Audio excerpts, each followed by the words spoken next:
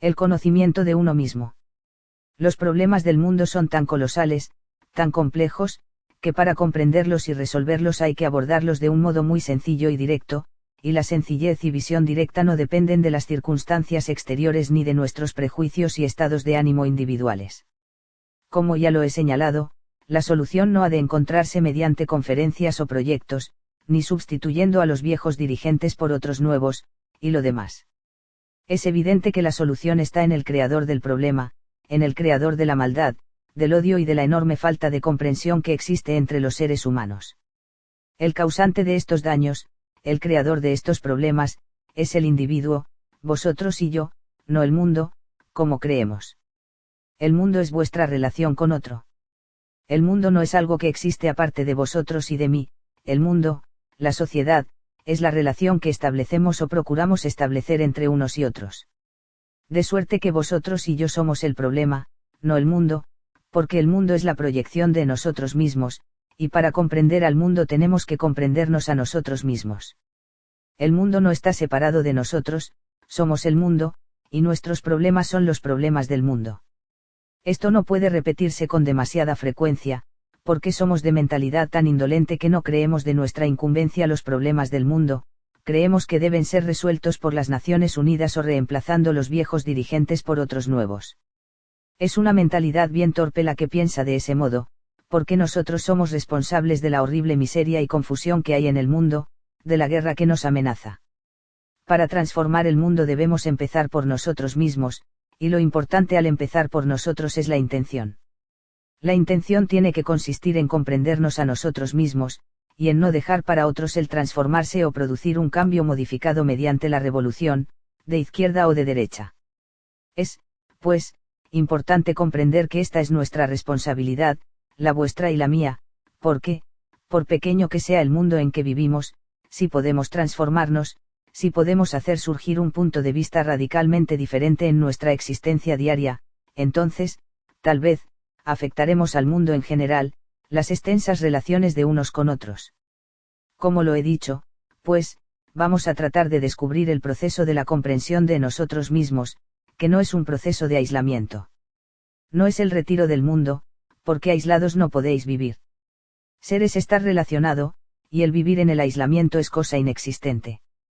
Es la falta de verdadera convivencia lo que causa conflictos, miseria y lucha, y por pequeño que sea nuestro mundo, si podemos transformar nuestras relaciones dentro de ese pequeño mundo, ello será como una onda que se extiende constantemente hacia afuera. Creo que es importante ver eso, o sea que el mundo es nuestra interrelación, por estrecha que sea, y si hay podernos producir una transformación no superficial sino radical, entonces empezaremos activamente a transformar el mundo. La verdadera revolución no es conforme a una norma determinada, de izquierda o de derecha, sino una revolución de valores, una revolución que lleva de los valores sensorios a los que no son sensorios ni creados por influencias ambientales. Para encontrar esos verdaderos valores que traerán una revolución radical, una transformación o regeneración, es esencial que uno se comprenda a sí mismo. El conocimiento de uno mismo es el principio de la sabiduría, y por lo tanto el comienzo de la transformación o regeneración. Para comprenderse uno mismo, tiene que existir la intención de comprender, y ahí es donde se presenta nuestra dificultad. Porque, si bien la mayoría de nosotros estamos descontentos, deseamos producir un cambio súbito, y nuestro descontento se canaliza hasta el mero logro de cierto resultado, estando descontentos, o buscamos otro empleo o simplemente sucumbimos ante el medio ambiente. De suerte que el descontento, en vez de encendernos, de inducirnos a poner en tela de juicio la vida y todo el proceso de la existencia, se ve canalizado, con lo cual nos volvemos mediocres y perdemos la energía y el empuje necesarios para descubrir todo el significado de la existencia. Por consiguiente, es importante descubrir esas cosas por nosotros mismos, pues el conocimiento de uno mismo no puede dárnoslo nadie ni habrá de hallarse en libro alguno. Tenemos que descubrir, y para descubrir tiene que haber intención, búsqueda, investigación. Mientras esa intención de descubrir, de inquirir hondamente, sea débil o no exista, la mera aserción, o un deseo casual de investigar acerca de uno mismo, tiene muy escasa significación. La transformación del mundo se efectúa, pues, por la transformación de uno mismo, porque el yo es producto y parte del proceso total de la existencia humana. Para transformarse, el conocimiento de uno mismo es esencial, porque sin conocer lo que sois, no hay base para el verdadero pensar, y sin conoceros a vosotros mismos no puede haber transformación. Uno debe conocerse tal cual es, no tal como desea ser, lo cual es un mero ideal y por lo tanto ficticio, irreal, y solo lo que es puede ser transformado, no aquello que deseáis ser.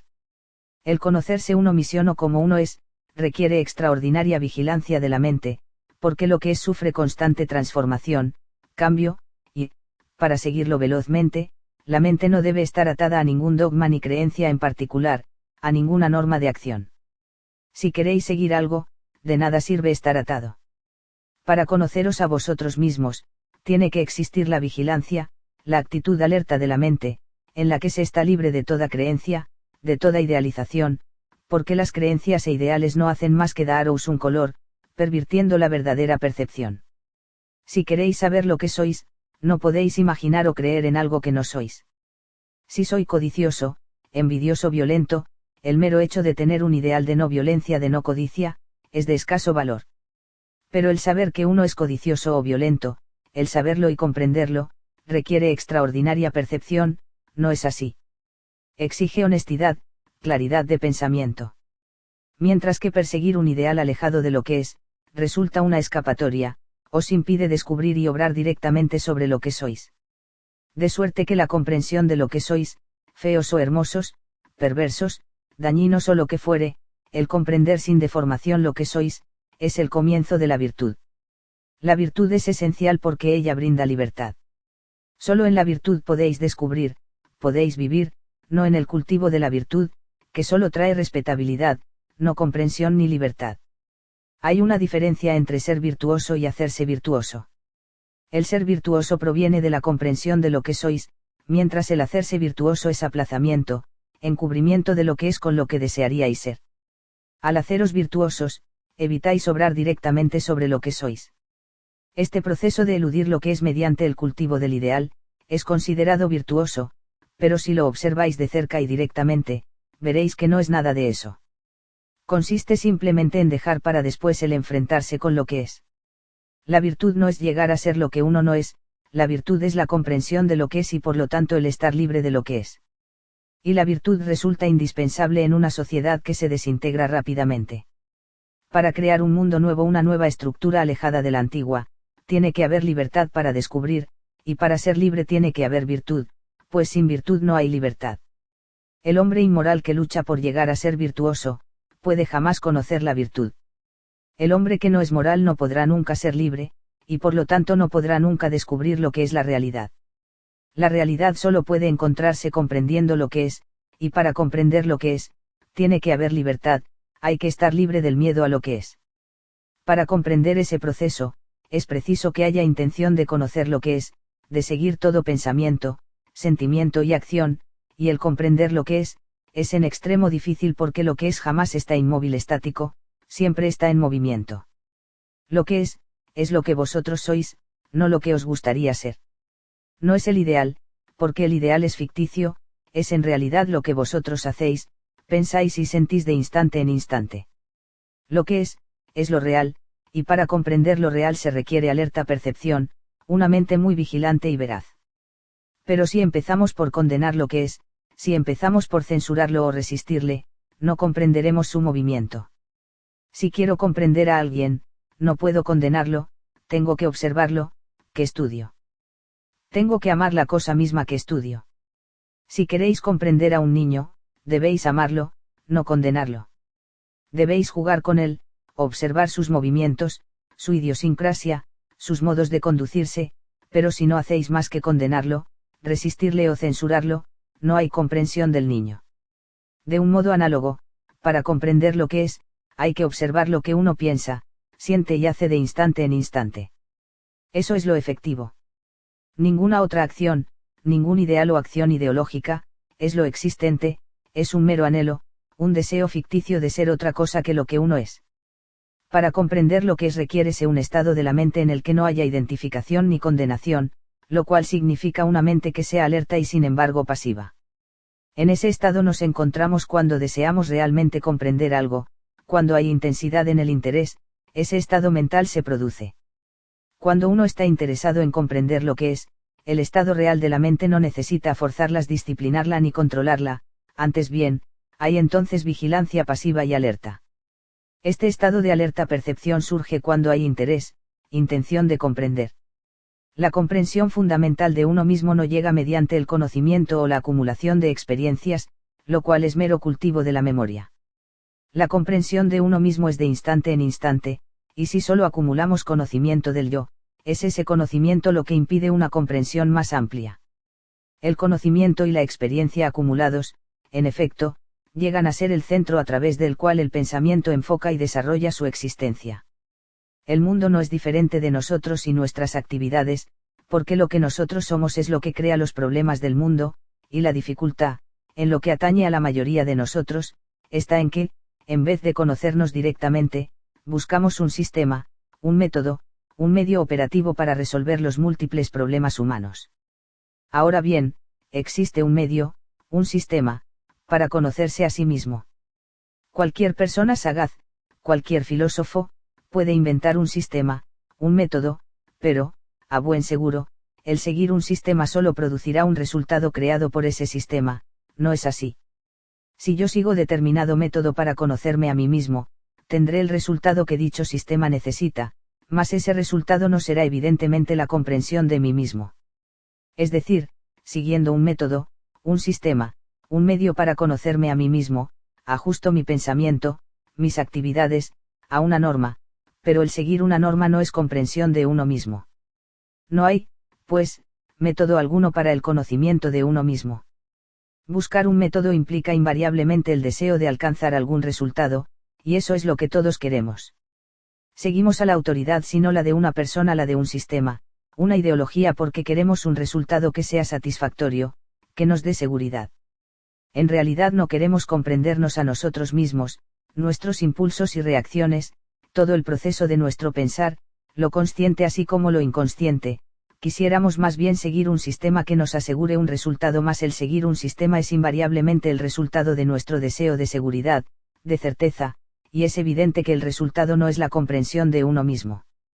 Cuando seguimos un método, debemos tener autoridades, el instructor, el guía espiritual, el salvador, el maestro que nos garanticen lo que deseamos, y, por cierto, ese no es el camino hacia el conocimiento de uno mismo. La autoridad impide el conocimiento de uno mismo, no es así. Bajo el amparo de una autoridad, de un guía, podréis tener temporariamente un sentido de seguridad, de bienestar, pero esa no es la comprensión del proceso total de uno mismo. Por su propia naturaleza, la autoridad impide la plena conciencia de uno mismo, y por lo tanto destruye finalmente la libertad, y solo en la libertad cabe la creatividad. La creatividad solo puede existir a través del conocimiento de uno mismo. La mayoría de nosotros no somos creativos, somos máquinas de repetición, simples discos de fonógrafo que reproducen una y otra vez ciertas canciones de la experiencia, ciertas conclusiones y recuerdos, propios o ajenos. Semejante repetición no es existencia creativa, pero es lo que queremos. Como queremos estar seguros en nuestro fuero íntimo, constantemente buscamos métodos y medios para esa seguridad. Con ello creamos autoridad, el culto de otro ser, lo que destruye la comprensión, esa espontánea serenidad de la mente en la cual tan solo puede existir un estado de creatividad. Nuestra dificultad, ciertamente, estriba en que la mayoría de nosotros hemos perdido ese sentido de creatividad. Ser creativos no significa que hayamos de pintar cuadros o escribir poemas, y hacernos famosos. Eso no es creatividad, es simplemente capacidad para expresar una idea que el público aplaude o desdeña. Capacidad y creatividad no deben ser confundidas. La capacidad no es la creatividad, esta es un estado del ser enteramente diferente, no es así. Es un estado en el que el yo está ausente, en el que la mente ya no es foco de nuestras experiencias, ambiciones, empeños y deseos.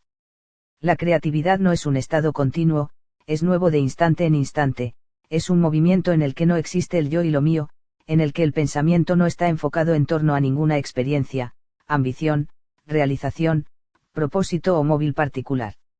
Solo cuando no hay yo puede haber creatividad, ese estado del ser que es el único en que puede manifestarse la realidad, el creador de todas las cosas.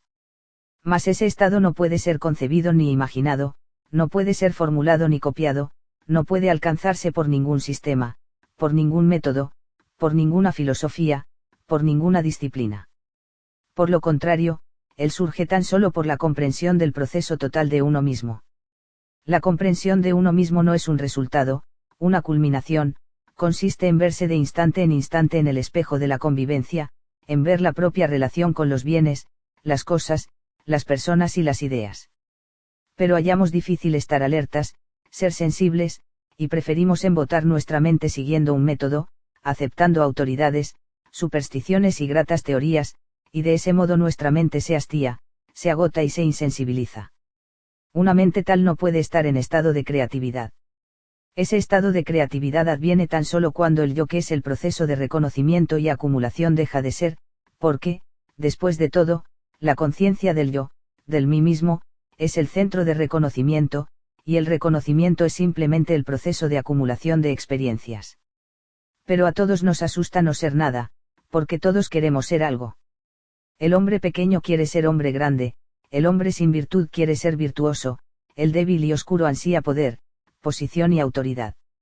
Esa es la incesante actividad de la mente.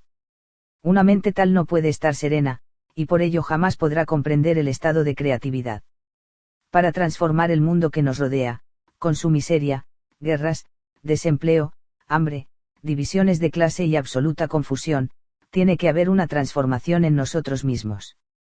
La revolución debe empezar dentro de uno mismo, pero no de acuerdo a ninguna creencia o ideología, porque la revolución basada en una idea, o en la adaptación a un modelo determinado, no es en modo alguno, evidentemente, una revolución.